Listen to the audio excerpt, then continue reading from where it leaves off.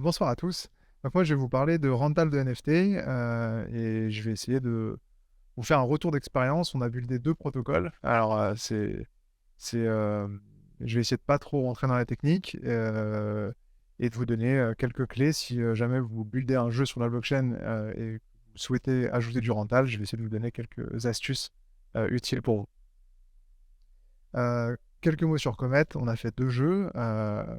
Un premier auquel vous avez déjà peut-être joué qui était un jeu qui était complètement on-chain, avec une économie qui était on-chain, des déplacements qui étaient on-chain. Et en ce moment, on a un nouveau jeu, un Battle Card Game, qui est live. Vous pouvez tester et c'est très cool. On a aussi une activité B2B pour les entreprises où on les aide à construire leur projet Web3. Pour ça, on construit des outils, des indexeurs, des relayeurs. On travaille beaucoup sur les roll-ups en ce moment et on écrit des protocoles comme le Rental qui vont être utilisés par d'autres projets bientôt. Alors, comme je suis un petit peu flemmard, quand Jérôme m'a dit, tiens, tu veux pas faire le talk sur le rental, je fais juste une minute de digression à propos de ChatGPT. Par curiosité, j'ai demandé à ChatGPT, ouais, est-ce que tu peux essayer de décrire un protocole de NFT renting? Bon, en fait, je me trouvais malin, je me suis dit, je vais gagner du temps pour faire mes slides. Bon, en fait, la réponse est vraiment très très bien. Et en fait, je me suis dit, bon, en fait, le talk, je vais devoir un peu ajuster le fait de faire un talk un peu généraliste sur c'est quoi le renting de NFT, parce qu'en fait, ChatGPT fait ça mieux que moi. Et je vais devoir me concentrer sur des choses peut-être un peu plus techniques. Je me suis dit, bon, euh, si c'est pour finalement faire que du copier-coller de ChatGPT, ça sert à rien de faire un talk ni un meetup, quoi. Surtout que vu qu'on est développeur, on peut croire que finalement l'IA va pas nous remplacer sur la partie développement. Donc je vais me poser la question de savoir s'il pouvait me donner quelques pistes sur comment on implémente un protocole de rental.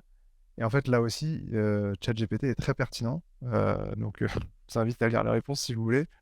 Mais en fait, je ne ferai pas mieux que ChatGPT sur la partie théorique.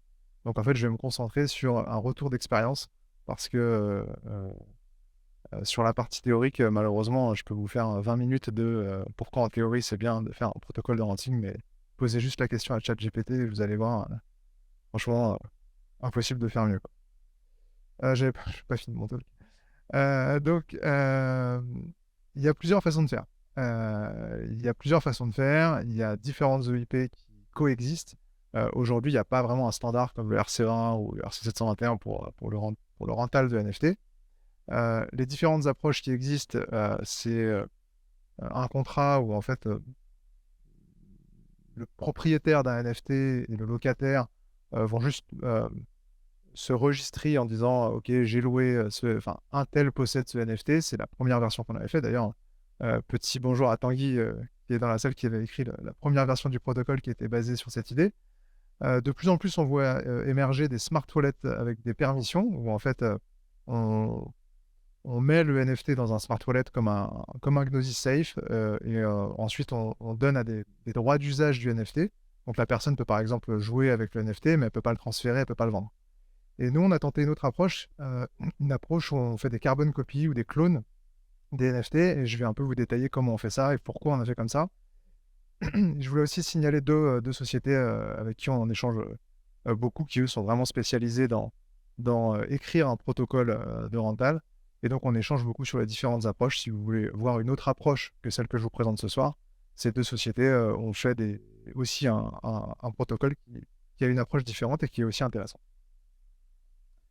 Euh, alors, pourquoi on est légitime pour parler de ça? Parce qu'on a plus de 10 000 NFT qui ont été loués grâce au protocole qu'on a écrit. Donc, moi, je suis plutôt fier de ça parce que il y a beaucoup de white paper, il y a beaucoup de promesses, beaucoup de ventes de NFT, mais finalement, il n'y a pas beaucoup d'usage. Et on fait partie des rares projets où on a beaucoup d'usage. Et donc, ce dont je vais vous parler ce soir, c'est quelque chose qui a été battle testé en production, puisque 10 000 NFT loués grâce à ces protocoles, c'est pas rien, de mon point de vue. Je commence par ma slide de conclusion. Ce que je vais vous présenter, c'est live, c'est open source, ça a été audité et vous pouvez l'utiliser pour vos propres jeux. Alors, quand on a commencé la conception du protocole, on a regardé les différents éléments, on s'est dit, bon, bah, il y a un jeu, il y a des NFT, il y a des propriétaires et il y a des joueurs. Si déjà vous n'avez pas ces éléments-là, vous n'avez pas de NFT qui ont de la valeur, vous n'avez pas de jeu, vous n'avez pas de propriétaires et pas de joueurs entre guillemets, bon bah faites pas un protocole de rental, ça sert à rien. Dans la vraie vie, on est dans ce cas-là, vous voulez louer quelque chose, vous allez déposer une caution. Dans le monde du jeu vidéo, c'est pas du tout comme ça. Euh, Désolé, ma slide elle me fait trop rire. Mais en fait, ouais, je suis assez fier de cette slide. En fait, les joueurs veulent jouer avec des assets qu'ils ne possèdent pas et ils ne peuvent pas déposer un collatéral. Donc, le principe de la caution, c'est tout simple, hein. Vous prenez la Lamborghini, vous la rendez pas et votre caution, elle est utilisée pour combler les pertes. Donc il faut qu'on trouve une solution pour faire un protocole de rental où les joueurs ne peuvent pas déposer de collatéral, ne peuvent pas déposer de caution. Alors on pourrait utiliser des third parties, celle-là aussi elle est pas mal. Mais les third parties, ça a pas mal de défauts. Ça peut partir avec la caisse, ça peut utiliser votre argent pour faire d'autres choses. Et donc FTX en est encore, enfin, il y a encore la preuve que ça expose tous les parties à un gros risque. Donc, on fait ça en peer-to-peer parce que c'est moins risqué. Ça a d'autres avantages, mais là, encore une fois, je vous renvoie à Wikipédia ou à ChatGPT pour détailler tous ces avantages. Mais c'est assez évident, on hérite de tous les avantages de la blockchain quand on fait du rental en peer-to-peer. Alors, une des conditions pour faire du rental de NFT, c'est que il faut que vos NFT ils soient désirables et qu'ils aient de la valeur. Personne va vouloir louer un NFT profil pic, un truc qui sert à rien. Personne va vouloir le louer. Donc il faut créer un écosystème où les gens ont envie de vous le louer. Ça paraît évident, mais je suis obligé de leur dire. Nous, dans Comet, pourquoi nos NFT se louent bien? C'est qu'on a créé une économie autour des NFT de leur rareté, qui fait qu'un propriétaire, s'il n'a pas le temps de jouer, il peut mettre à disposition son vaisseau et un autre joueur va venir, va lui passer du temps sur le jeu, générer un revenu et il va y avoir du revenu sharing entre le propriétaire et le locataire. Plus le vaisseau est rare, plus il génère de revenus, plus on peut jouer longtemps avec. C'est un petit peu le concept de moteur qui serait plus puissant sur les vaisseaux rares et donc on pourrait faire plus de parties avec. Et ensuite, on peut imaginer qu'il y a un drill qui va mieux être plus performant et donc générer plus de ressources en cas de victoire.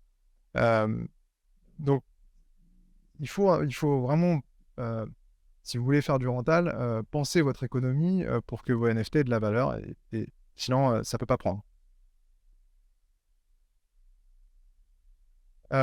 Quand on écrit un protocole, la question qu'on doit se poser, c'est quels sont les avantages et les incitations à utiliser le protocole. Je reprends mon exemple de taxi, parce que finalement, c'est pas mal. On peut avoir des gens qui ont des voitures et qui les mettent à disposition de conducteurs. Je trouve que cet exemple, il est parlant.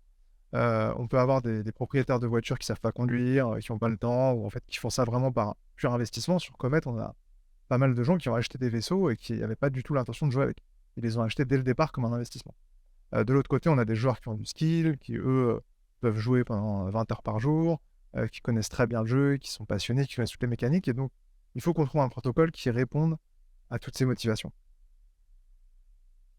Alors, pour les possesseurs de vaisseaux, on veut qu'il y ait un peu comme un propriétaire d'appartement, on veut qu'il touche son loyer tous les mois sans rien faire. On veut qu'il puisse, et là je vais en parler après, le déléguer par exemple à une guilde, je vais rentrer un peu dans le détail après, et il veut que sa position soit liquide, ça veut dire que je peux très bien acheter un NFT, le mettre en location, avoir rentabilisé mon investissement, et ensuite vouloir revendre ma position sans couper le contrat de location. Un petit peu compliqué, mais je vais vous expliquer comment on fait ça. Pour le locataire, comme je vous ai dit tout à l'heure, on ne veut pas qu'il y ait de collatéral.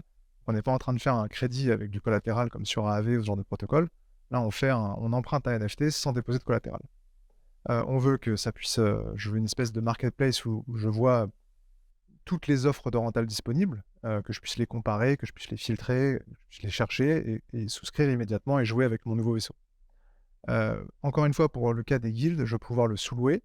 Et moi aussi, je veux une position liquide, c'est-à-dire que si je change d'avis, je veux pouvoir transférer mon droit sur le contrat. Du point de vue du jeu, c'est assez simple. Nous, ce qu'on veut quand on met en place ce genre de protocole sur notre jeu, on veut plus de revenus. puisqu'on va prendre des fees à l'ouverture du contrat de rental et surtout, on ne veut pas que les gens vendent les NFT du jeu, donc on doit leur donner de l'utilité et souvent, on a des gens qui achètent des vaisseaux qui ont pas le temps de jouer avec. Au bout d'un moment, ils regardent leur wallet, ils disent: «Bon, bah, ça fait 6 mois que ce truc n'a pas bougé, je le vends» et là, grâce au rental, on leur dit: «Non, faites pas ça, mettez-le en location» et en fait, ça leur génère un revenu passif.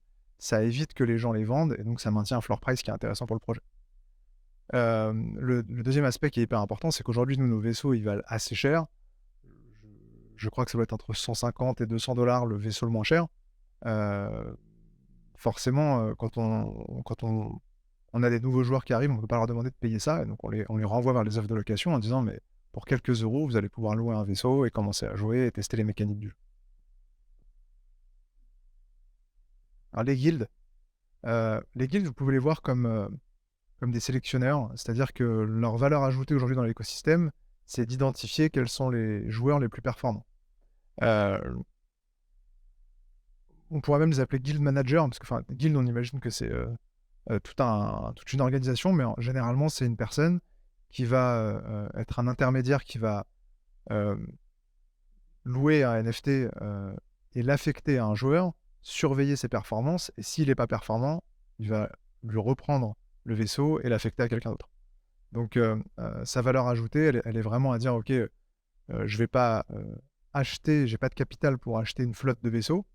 J'ai en fait, moi, j'ai juste à faire des offres de location et à gérer une base de players». Donc leur valeur ajoutée dans l'écosystème, c'est à recruter et à manager, une équipe de joueurs de haut niveau très compétitifs. Donc pareil, faire un protocole aujourd'hui qui n'adresse pas les guildes, ça à mon avis, ça serait une erreur. Parce que finalement, le plus gros du volume qu'on fait, c'est via des intermédiaires qui gèrent cette partie-là. Alors à quoi ça ressemble concrètement en termes d'interface? Quand en tant que propriétaire de vaisseau, je veux créer une offre de location, j'ai plusieurs paramètres à renseigner. Bah, déjà, je peux faire un bundle de vaisseaux, donc je veux louer, mon vaisseau violet, mon vaisseau vert. Elle peut être publique ou privée, je peux réserver une offre et mettre une adresse pour que, seul le destinataire de cette offre puisse y accéder. Il y a un coût d'entrée, ce coût d'entrée, il est surtout, pour, lutter contre, comment on peut dire? Le flood, le ouais, voilà, enfin que quand en gros quelqu'un nous mette, toutes les annonces, nous spamme, tout le système avec des annonces, qui n'auraient pas de coût d'entrée. Par exemple, si l'offre est gratuite, j'ai presque intérêt à souscrire à l'offre et à ne pas jouer avec le vaisseau. Là, le fait de mettre un petit coup, ça crée un, une barrière, pour la personne qui voudrait, souscrire à toutes les offres sans jouer avec les vaisseaux. Une, duration, et une répartition des gains. C'est-à-dire que tous les gains qui vont être générés grâce à ce vaisseau dans le jeu Comet, bah, je peux, en prendre 50, enfin en garder 50 pour moi. Alors il y a différentes stratégies. Il y a des gens qui mettent des entrées cost très hauts et qui donnent tout le revenu à la personne, donc eux, ils font un one shot et il y a des gens qui mettent un entrée free le plus bas possible et qui par contre prennent une grosse part du revenu.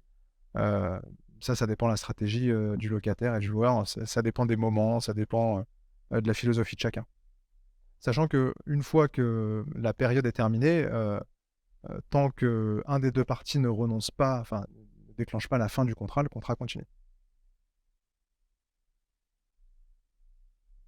Alors ce qui se passe d'un point de vue un peu plus technique, heu, lorsque quelqu'un souscrit à l'offre, de location, le NFT, original, il est loqué dans un espèce de coffre-fort qui est un smart contract et le protocole génère 2 nouveaux NFT, un lent NFT et un borrowed NFT. Donc le propriétaire, il a un lent NFT et le locataire, il se trouve avec un borrowed NFT qui sont, des clones, de l'original NFT. Donc ça donne ça, si vous regardez votre wallet, bah, en fait, vous vous retrouvez avec, exactement le vaisseau que vous aviez avant, pardon, mais vous avez un bandeau qui vous dit, que ce vaisseau est loué ou alors en français, c'est le mot loué, il est toujours, il marche mal, emprunté et l'autre, loué. Hem, En fait, ça permet d'éviter aussi les scams. Il y a des gens qui pourraient essayer de vendre sur OpenSea et ce bandeau-là, il permet, d'indiquer que vous n'êtes pas en train d'acheter un vrai vaisseau, vous êtes en train d'acheter un droit sur un contrat. Donc, dans le cas de si vous achetez un lent NFT, bon, c'est pas très grave parce qu'en fait ce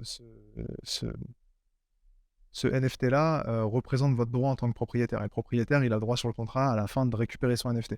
Si vous achetez l'autre, c'est plus gênant. Alors comme je vous disais, en fait, on n'a pas, fait un protocole où, c'est, un wallet qui a des droits sur le protocole. C'est vraiment le détenteur d'un NFT, qui peut faire des choses sur ce contrat. Ça, c'est ce qui rend la position liquide. Heu, c'est, si vous possédez le Lent NFT, vous pouvez faire des choses sur le protocole. Si vous possédez le Borrowed NFT, vous avez d'autres droits sur le protocole. Par exemple, le détenteur du Borrowed NFT peut le sous-louer. C'est exactement comme quand vous êtes dans votre appartement. Heu, Imaginez que, le propriétaire ne peut pas sous-louer l'appartement alors qu'il y a quelqu'un dedans. Par contre, si vous êtes dedans à un moment T, vous pouvez peut-être faire un Airbnb. À mon avis, c'est illégal, mais Heu, c'est juste pour vous donner l'image de dire que c'est assez logique que ce soit celui, qui ait le bien, en dernier bout de chaîne qui puisse faire ce genre d'opération. Justement, en parlant de sous-location, donc en tant que locataire, je peux pas modifier le fees qui était pour le propriétaire, mais je peux, sur ma partie du gâteau, la resplitter pour pouvoir l'affecter, ensuite. Dans ce cas-là, au niveau du protocole, c'est un peu touchy, faut rester un peu connecté, mais ce qu'on fait, c'est qu'on quand quelqu'un souscrit à une offre de sous-location, il récupère le borrowed NFT et on mint un nouveau NFT pour l'intermédiaire. Donc ça veut dire que dans le cas d'une guilde, la guilde se retrouve avec un sublent NFT. Le joueur, comme dans le cas 1, donc c'est-à-dire le, le, le player en bout de chaîne, a toujours le borrowed NFT. Je vais expliquer après pourquoi c'est un intérêt. Mais on se retrouve avec 3 NFT qui ont été mintés et toujours le NFT original qui est lock dans le smart contract, un peu vault sur ce protocole. Ce qui est un peu difficile à comprendre quand il y a une sous-location, c'est qu'il y a un transfert de NFT. Et finalement, cette technique, elle nous permet de faire pas mal de choses. Donc dans ce cas-là, dans le cas d'une sous-location, les droits changent. Ça veut dire que la personne qui a le borrow NFT peut absolument rien faire sur le protocole. Lui, c'est vraiment le dernier maillon de la chaîne, à part jouer ou enfin, à part l'avoir dans son wallet, il peut pas interagir avec le protocole. L'intermédiaire, donc la guilde, en l'occurrence, peut toujours, couper, comme je disais tout à l'heure, un joueur qui serait pas performant. Il peut, en tant qu'intermédiaire, couper le sublet. Si, le propriétaire et le manager sont d'accord pour arrêter le rental, ils peuvent le faire. Mais dans ce cas-là, on voit qu'il n'y a pas beaucoup d'opérations qui sont possibles. Le fait de faire ces matrices, ensuite, pour les développeurs, c'est hyper pratique parce qu'en fait, ils n'ont plus qu'à implémenter ces règles-là. Mais ces règles-là, elles n'ont rien de technique, finalement. Si vous étiez, agent immobilier et qu'on vous demandait de rédiger, le contrat entre 2 parties, vous devriez se poser ce genre de questions. Vous devriez vous poser ce genre de questions. Donc je fais ma partie, je suis, dernier, de la chaîne, donc j'ai mon borrow d'NFT, ce qui fait que quand j'arrive dans Comet, eh bah, j'ai un vaisseau comme les autres, je fais ma partie, imaginons que je gagne, le le le jeu va me donner des rewards. Alors en tant que game, on doit faire une modification dans le jeu avec ce système, on doit supporter les borrows d'NFT. Alors quand on dit supporter les borrows d'NFT, aujourd'hui, heu, sans, sous-location, quand vous jouez à Comet, on envoie les rewards aux players. Si dans son wallet, la personne a un borrow d'NFT, on lui affiche le vaisseau. Donc en fait, on a une condition à gérer qui est, je regarde si, ce wallet a des NFT, de ce contrat-là. Et si oui et qu'il gagne une partie, au lieu d'envoyer les rewards directement au player, on l'envoie au wallet, enfin on l'envoie au borrow d'NFT. Et en fait, c'est le borrow d'NFT qui contient la table de distribution et qui va appliquer tous, les, heu, les clauses du contrat qui ont été fixées entre les différentes parties. Et cette façon de faire, elle permet de ne pas venir polluer le jeu avec toutes les règles de Rental.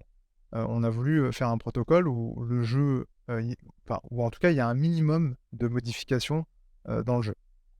On a, pourtant un use case qui est quand même, assez particulier. Il y a peut-être, d'autres, jeux qui fonctionnent pas du tout avec des transferts de RC20 à la fin. Mais en tout cas, dans notre cas, ça correspondait exactement à ce dont on avait besoin. Et au niveau du jeu, on a dû rajouter 2 lignes de code, pour supporter le borrow d'NFT et ensuite pour rajouter une condition sur l'envoi, des rewards à la fin. Un dernier mot et j'ai presque fini sur, le retour d'expérience de cette écriture de protocole.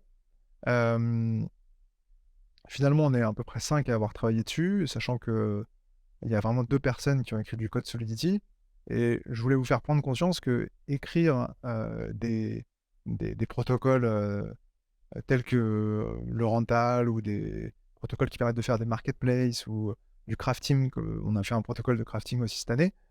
Finalement, il y a très peu de code Solidity. On a pris pas mal de temps à revoir la conception, à itérer, à en gros, jeter beaucoup de choses et à réécrire beaucoup de choses. La doc, je crois on l'a fait récemment, c'est-à-dire que pendant 1 an, le protocole était live et il n'y avait pas de doc. Et surtout les tests unitaires, là j'ai regardé vite fait les fichiers tout à l'heure, mais il y a plus de 600 lignes.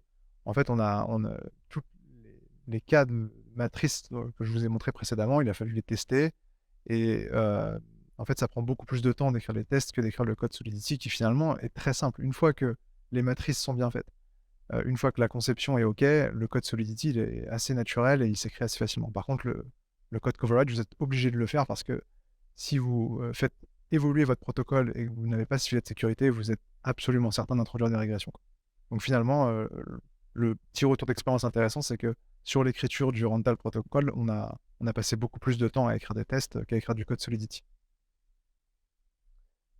Voilà ce que ça donne, une offre de, location. Il y a petite parenthèse, mais il y a aussi énormément de boulot sur la partie, front-end. C'est-à-dire que gérer ces interfaces-là, c'est au moins aussi long que d'écrire le protocole. Même si l'expertise n'est pas la même, pour faire ces interfaces en React, il faut des experts du front-end.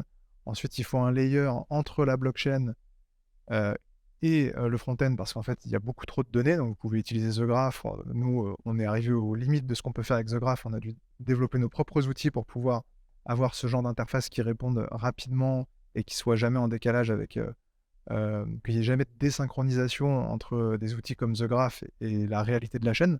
Malheureusement, parfois The Graph est en retard et en fait, pour nos utilisateurs, leur afficher une donnée qui n'est plus d'actualité, ça peut donner des gros problèmes. Et c'est à peu près tout ce que je voulais vous dire. J'espère que vous avez appris des choses sur les protocoles de Rental.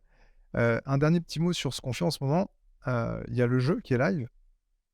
Il y a alambic.tech où on commence à sortir tout ce qu'on a développé pour nous, qui commence à être utilisé par d'autres personnes, dont le Rental fait partie.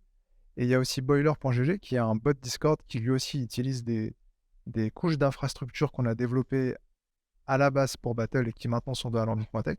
Donc c'est des choses qui sont live que vous pouvez tester. Un mot sur Boiler, ça permet de faire ce que fait Premint, c'est-à-dire générer des whitelists sur des prérequis comme liker, enfin des prérequis off-chain et des prérequis on-chain. Souvent, vous voyez des opérations de NFT comme par exemple, je vais whitelister des gens pour minter mon NFT seulement si ils ont fait telle transaction sur tel réseau et seulement s'ils suivent tel compte Twitter. On s'est amusé à abstraire toutes les interfaces et à faire ça que depuis Discord. C'est gratuit. Donc si vous voulez tester, n'hésitez pas. Et toutes les couches d'infrastructure sont développées par l'équipe Comet. Donc n'hésitez pas à tester. Et le battle qui est live, euh, qui, qui est en train de fortement évoluer en ce moment. Il y a beaucoup de nouveautés qui sont arrivées. Donc n'hésitez pas à tester, à nous donner du feedback. Merci beaucoup.